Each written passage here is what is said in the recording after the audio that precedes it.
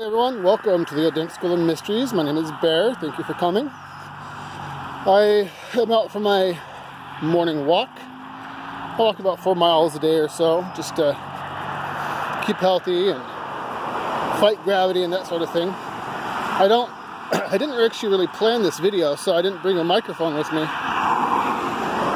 So I'm gonna have to hold this a little bit close to my face so you can actually hear me, because you know, traffic and all that nonsense. So I apologize that I'm a little, you know, it's not classy. I'm not a rich person. I don't have all the fancy audio equipment. So, but I'm out here walking and I'm thinking about my friend John.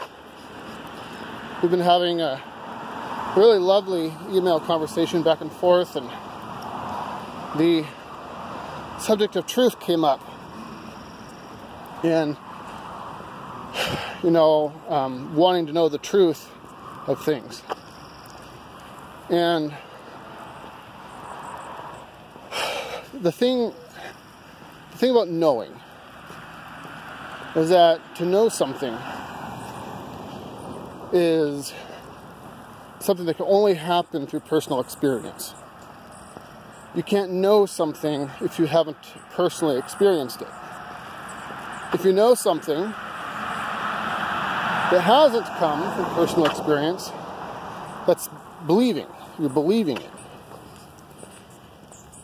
You know, for example, I believe that Africa exists, but I've never seen Africa, right? So I don't know Africa exists, but I believe Africa exists. I know people who have told me that Africa exists. How much do we know about our friends and our family? I'm a married man. You know, I have 2 kids, and I've known my wife for a very long time. But how much do I really know my wife? All we really know about somebody, anybody, is the stories that they've told us and observed behavior. So, half of what I know about my wife is belief, and I believe her. But all I really know about my wife is just observed behavior. It's just things that I've seen, and therefore I've known it.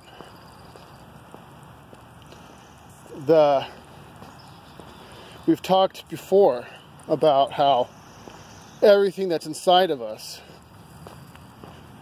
that the things we experience in life, the sounds we hear and the tastes that we touch, and the smells we smell, the things we feel, you know, those are all signals that are interpreted by your brain.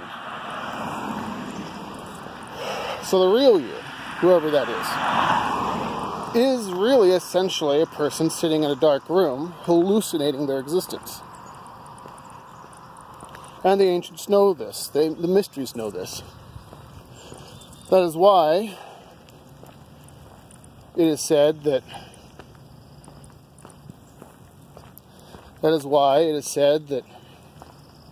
your physical eyes are blind.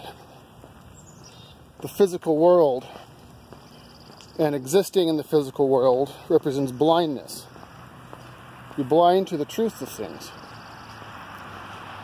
We, people in aggregate, look at the world around them, and they believe, we take for granted our hallucination. We take for granted that what we hallucinate in our external world, or what we perceive to be the external world, is what is really there. We can't see God in our hallucination, right? And therefore we say, I'm not hallucinating God, so therefore God doesn't exist. So how can someone say, I know God exists? Well, this is where I would say that spiritualism and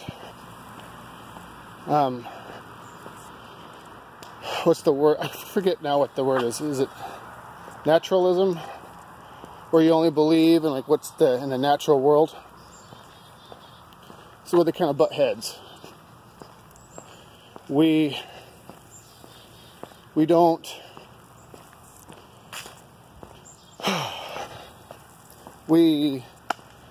the naturalists will say that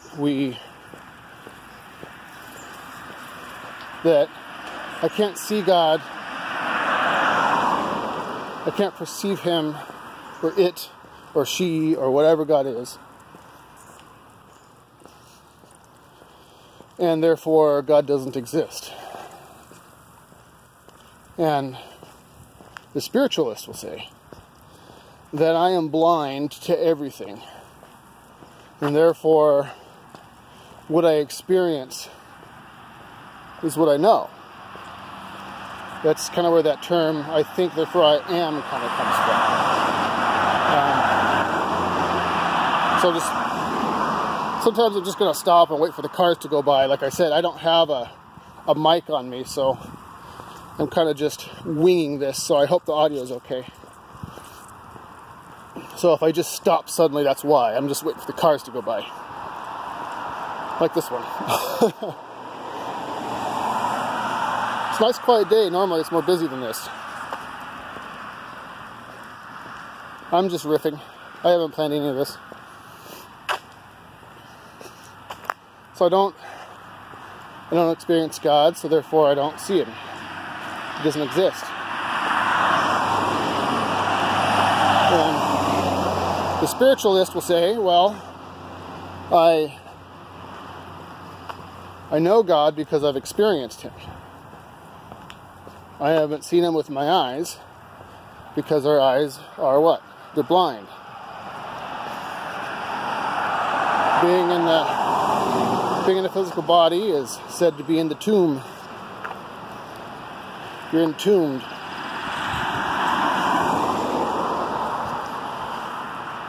And so that's why it's said to be in the underworld. You're buried under earth and water. That's what, your body is. It's earth and water. It's iron. And, through the blood and all of that, that's all iron.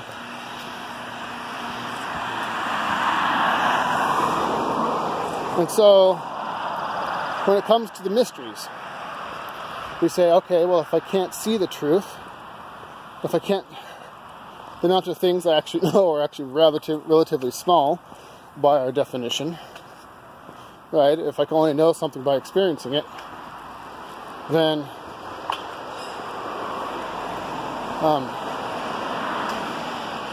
hold on. I'm going to pass someone with a dog here. I don't want my dog to run off.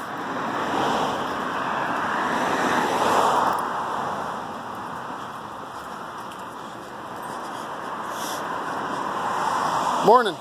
Morning. Anyway, come on, Lily. Come on. Heel.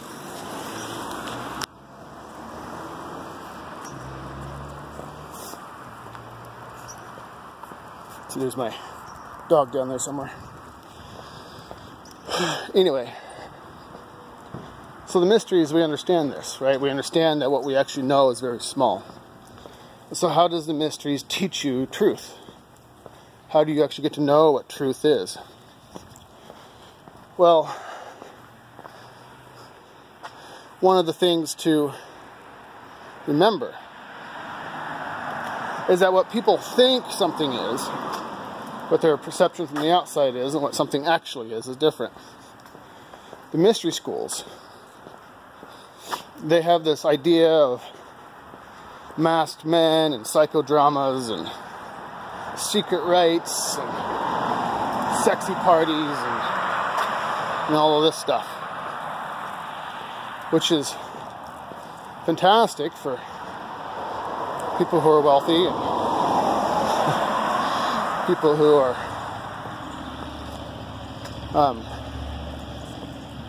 want to play act it, but it's not what they actually are. Lily, heel. Good girl. Got to keep the dog together. Good morning.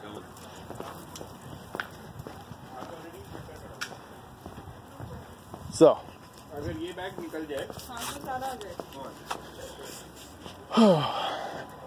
don't have a fancy cell phone holder thing. It's called a selfie stick. I don't have one of those either. What was I saying? So yeah, so people have this idea of, we do, yeah, it's true, we do rituals and that kind of thing to mark coming of age and rites of passage and that sort of thing. But what the mystery schools do, so people have this idea that you join a mystery school, you sit down and you're initiated, and then someone sits there and they say, congratulations, you joined the mystery school. Here's a bunch of secret knowledge, and now you're in to know.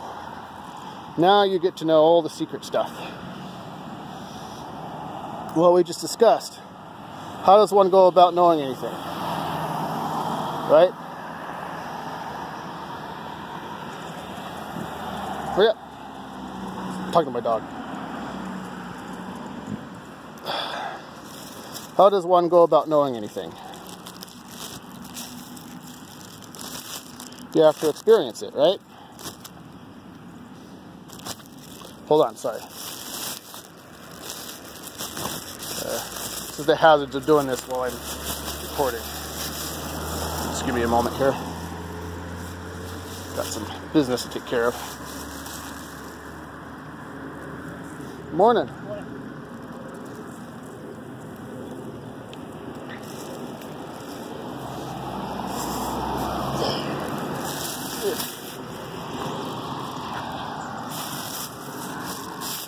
All right, business taken care of.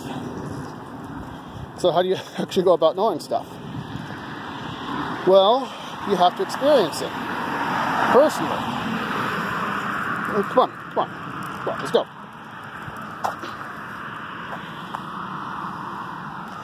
You have to experience it. And if we know that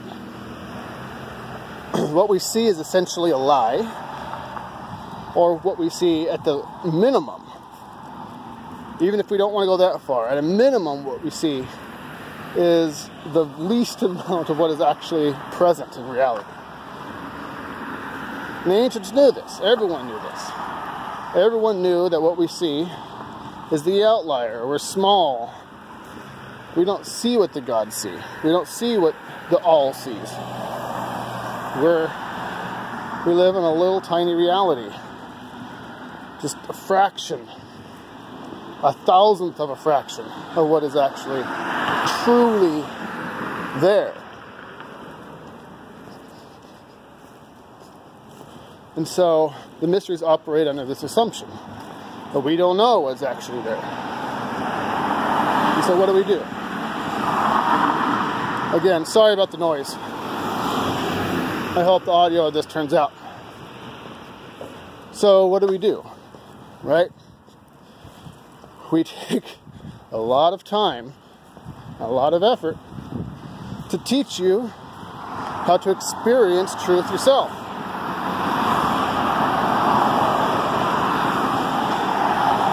And it's a lot of work to do that.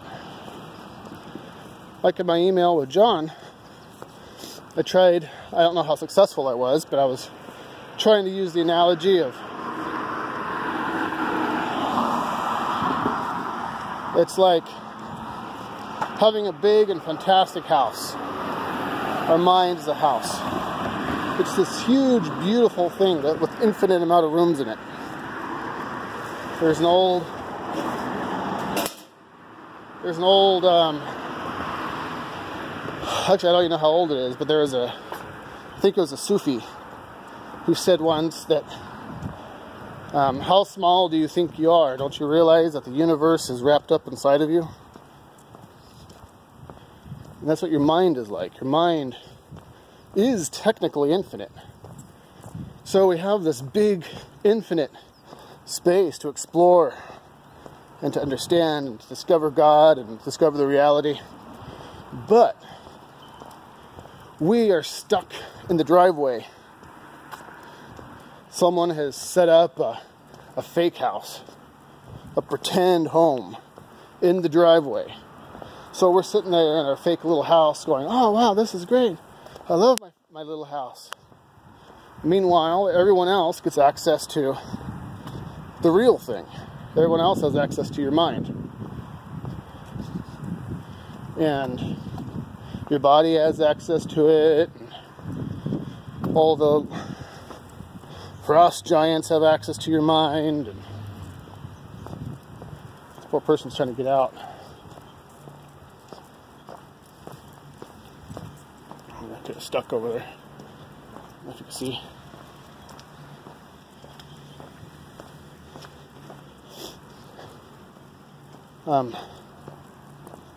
Anyway,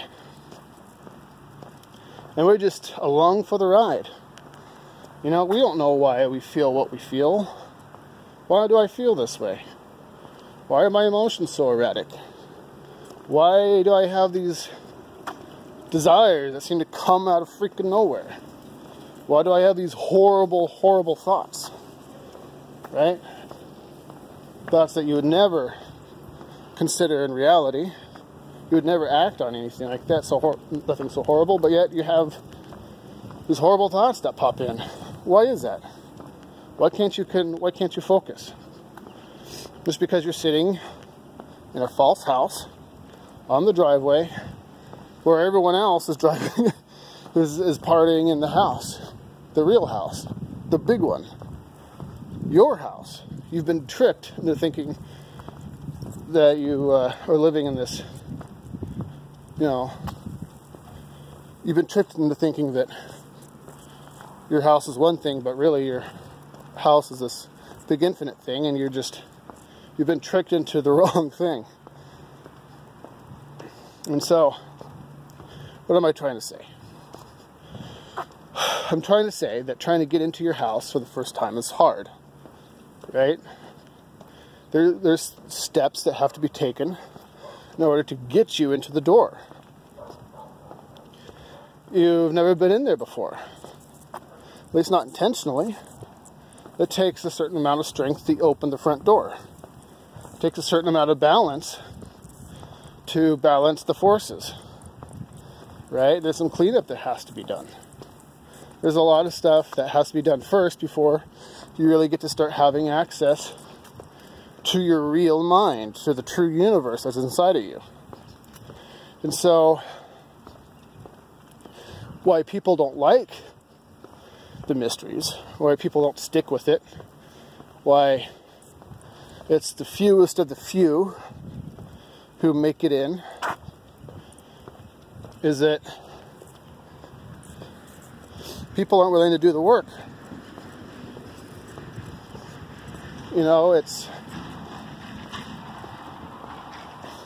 You're trying to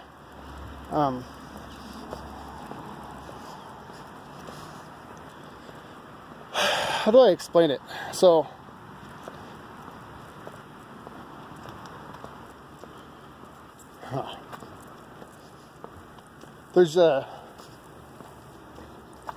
we're really good. So we're really good at not thinking. Right? We're really good at not being in our mind. And anything you do with a lot of practice, you get good at. We've spent our whole lives practicing distraction. We've spent our whole lives practicing watching Game of Thrones and playing online video games. We spent our whole lives practicing checking Facebook. We spend our whole lives in the false house. So we've developed none of the necessary strengths and skills that are required to operate in the real thing. Right? It's like learning to walk all over again. It's learning how to exist all over again. You've spent our whole lives exercising all the wrong muscles. And so, what pisses people off is that when you start, you're like, okay, I need you to spend an hour a day coloring. And people are like, oh my gosh, really? Yeah. An hour a day coloring. If you're a serious student, you'll do it. You'll spend an hour, or you're told, okay, I need you to start walking 6 miles a day. I need you to start solving puzzles, but without touching any of the pieces. I need you to start meditating. I need you to start practicing focus. These really boring things.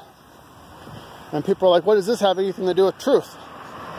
Well, does this have anything to do with knowing what is real? Well, it has everything to do with it. My son, for example, he was born on, he's 4 months old now, my second son. He was born on Valentine's Day, February the 14th of this year.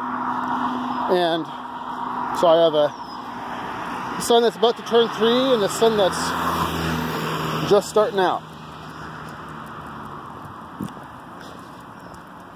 And watching a baby learn to walk is rather interesting, because they don't just sit up and start walking one day. When they're born, at first they do a lot of sleeping, then they start doing a little bit of looking around with their eyes, and they start learning to pick up their head. And eventually, they start, moving their legs and arms around, and they start developing leg muscles and core muscles. And at some point, they gain a lot of head control. They can pick up their head on their own. And eventually, they get enough core strength to turn over. And they're on their bellies. And soon, they learn to pick themselves up and they crawl. And after enough time crawling, they learn to stand themselves up on tables. They get used to being upright. And then, finally, after months and months of exercise and work and cognitive development, they finally get to walk. Congratulations, now my son gets to walk. But does that mean, is that the same thing as being an adult? No. He just now gets to be in the world. So, and it's the same thing with trying to learn how to access your mind and how to access the truth.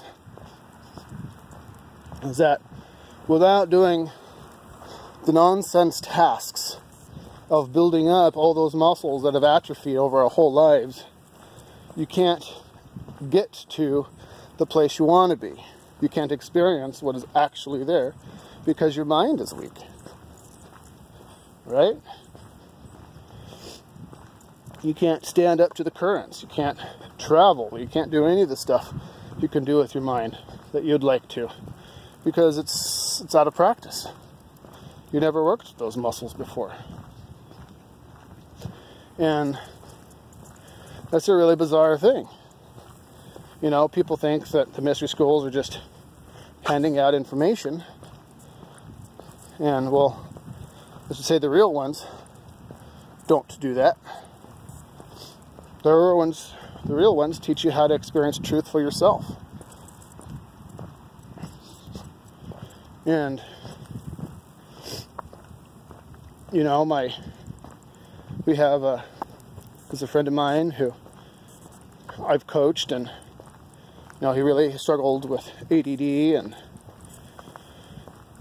focus issues and emotional shit and all kinds of stuff, and after time and practice, dedicated time and practice, like anything else, like getting fit or learning a new language or anything, a lot of those problems went away. They just went away. Because he learned all the mechanics. He learned how all the things worked. Yo, come on. Morning. Morning. People always look at you funny when you're recording these things. So, this is fun. I should do these more often. Maybe I should get a selfie stick.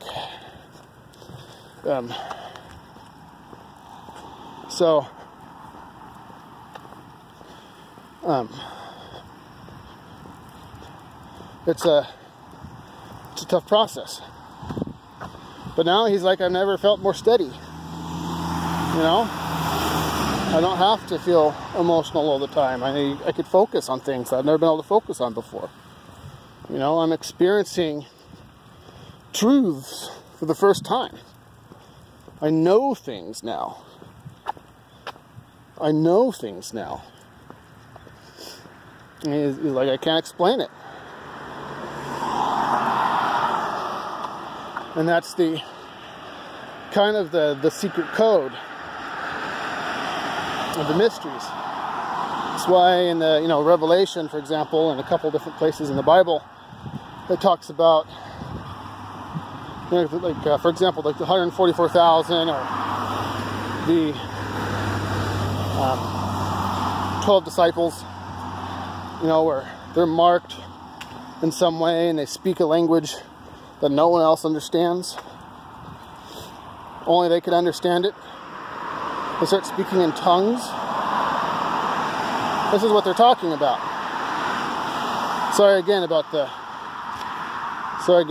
traffic. Start speaking in tongues. No one else understands them. No one knows what they're saying. Everyone thinks they're crazy. Everyone thinks you're stupid. What are you talking about? But those who actually seen reality and have done the work and actually start participating in the mysteries, they have their own language. And going back to like my last video on symbology, the language of symbols and the language that you and I are talking about right now are the same thing. It's the same thing. People who've been to the mystery schools all have the same language. They all speak the same, they all have the same knowledge because they've all done the work, they've been through the process, and now they know the philosophy. They know, they've seen the truth of things. So if I draw a triangle, everyone knows what that means. Right? If I turn that triangle upside down, everyone knows what it means. If I take a king, and I turn my king upside down, everyone knows what that means. If I put wings on my king, everyone knows what that means. If I put rays coming out of my king, everyone knows what that means. Everyone knows what the symbols of the horns mean. Everyone knows what the symbols of, just on and on and on. Because everyone is aware of the philosophy. Everyone in the mystery schools know about the philosophy. But that's why, for 99% of the population, they're blind to it. And I choose my words carefully there. They're blind to it. To you is given the secrets, but to all of these, they'll see and not hear. They'll see it and not understand. They'll hear it and not hear it. I'm not quoting it right, but you understand what I'm saying. That they will They will see it. They'll look right at it and not understand it.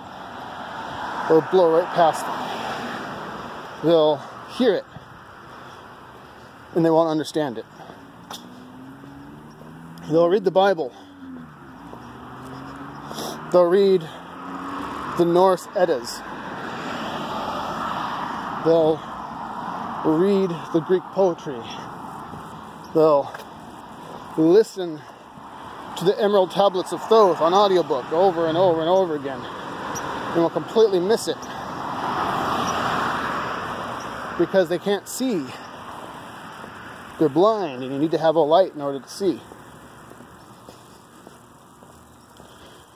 You read the book of Revelation and everyone says, oh, all this is going to happen externally. There's nothing that happens externally. There's no such thing. Everything happens internally. Everything does. There is no external reality. There's just you. That's it. It's just you. You're the center of your own little universe. You are the main